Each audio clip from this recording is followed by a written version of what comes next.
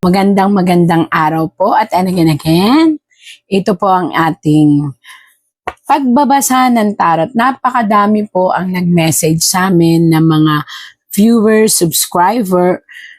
Humingi po sila ng update tungkol po kay ating Vice President Sara Duterte. So, kung a-analyze nyo po yung ating previous na tarot tungkol sa ating Madam Inday, Sara Duterte, ito po ngayon ang 2026 na update na nakikita ng tarot.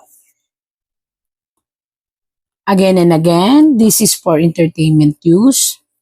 Ang pikon, huwag magagalit.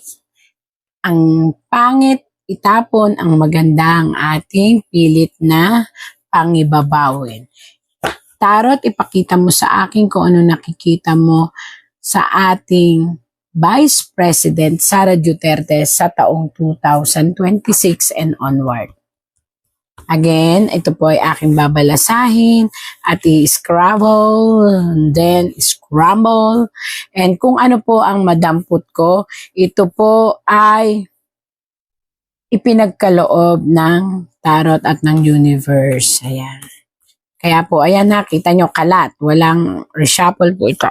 Pakita mo po sa akin kung ano nakikita natin sa 2026 kay Binibining Sara, Vice President Sara Duterte.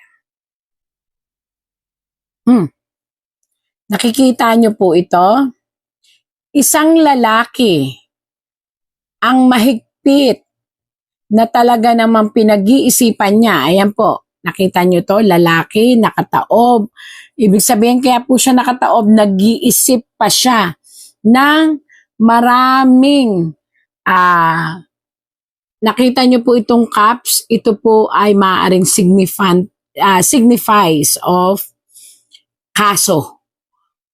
Bakit sinabi kong signifies of kaso? Kasi po, di ba, pag nagfa-file ng mga kaso, magastos. Pag nagfa-file ng kaso, kinakailangan para siyang ginto. So, para sa kanya, yung isa-sign niya o ibabato niya para kay Ma'am Sara Duterte ay matinding mga ginto daw or matitindi. Conversion nito sa salitang ibinabato niya ay matitindi na, as in masisira ang pangalan ng ating Vice President doon sa binabalak niyang ibabato. Unfortunately, nakabaliktad po siya. So, ito po ay malalampasan ng ating Vice President.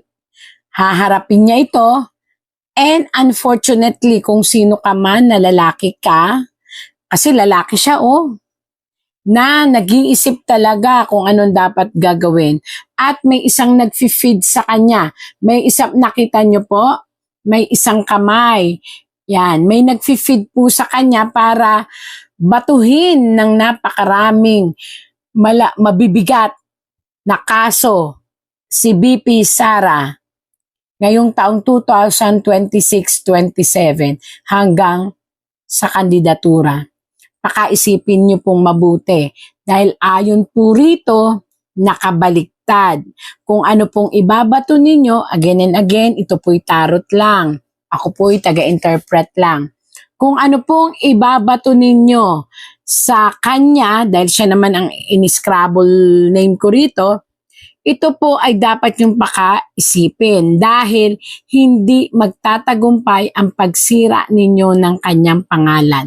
Kung sino ka man na lalaki na nag-iisip, paulit-ulit kong sinasabi, akala ninyo sa tatlong maaatikabong akusasyon ay mapapasuko nyo ang isang Inday Sara.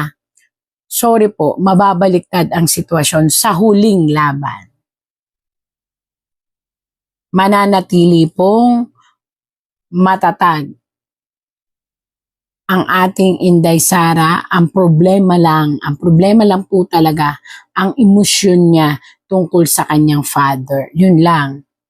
Pagdating sa kaso, haharapin niya pagdating sa lahat. Pero yung puso ay baliktad. Yung puso at isip niya ay talagang natutorture sa pag-iisip sa kalagayan ng kanyang ama. Lalaban, sana naman malampasan ito ng pamilyang Duterte. Sana po ipagdasal ng buong sambayanan na malampasan ng ating family ng Duterte ang isang pagkawala ng isang taong mahal ng sanlibutan. Ito po ay hindi pa tsak na magaganap. Sinasabi lang po sa atin ng tarot kasi po on and off na ang kalagayan ng isang tao na nasa malayo na nakakulong.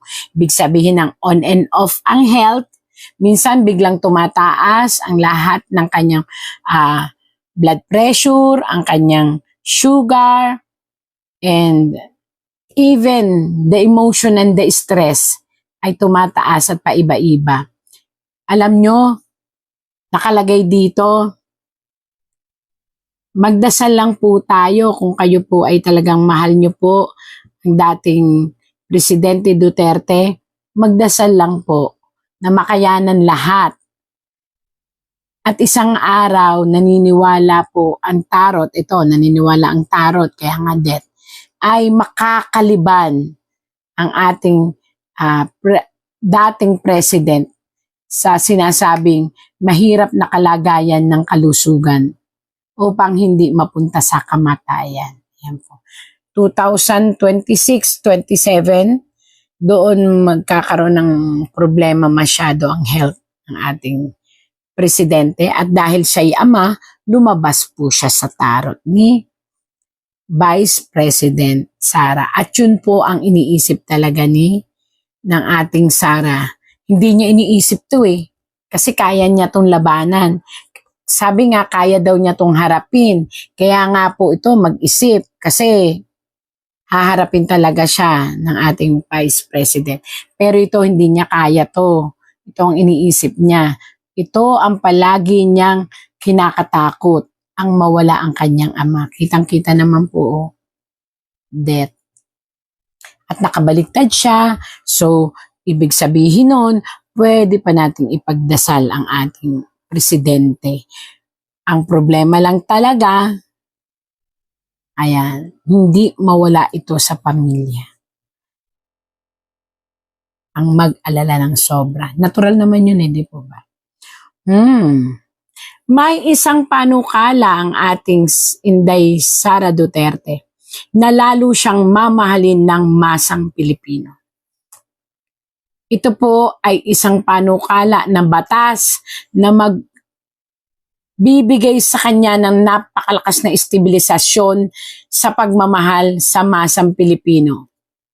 Muli at muli po mapapatunayan niya na ang lahat ng akusasyon sa kanya ay kanyang may lalaban.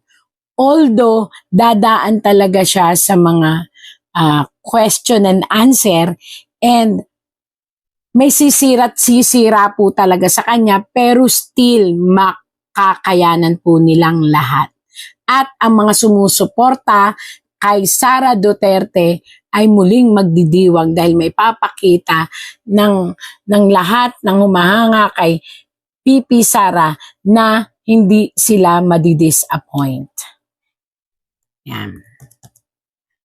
Dahil ito po isang matinding parangal na gaganapin at ipagkakaloob ng mga bansang may sinasabi. Kung admin candidate lang ang tatapat kay VP Sara, malabo yang mananalo because syempre sa dinami-dami ng mga problema natin dito sa administration na to, I tell you this, kung sino man yung i-endorse ng Pangulo natin, it will really be a kiss of death. No? Malabong mananalo yan. Definitely hindi mananalo yan. Pero ito lang ang sasabihin ko.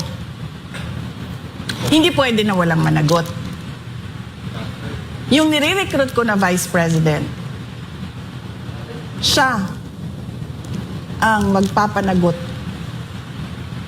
sa mga gumawa ng mali sa bayan. Para ako, nakatutok ako sa trabaho ng presidente.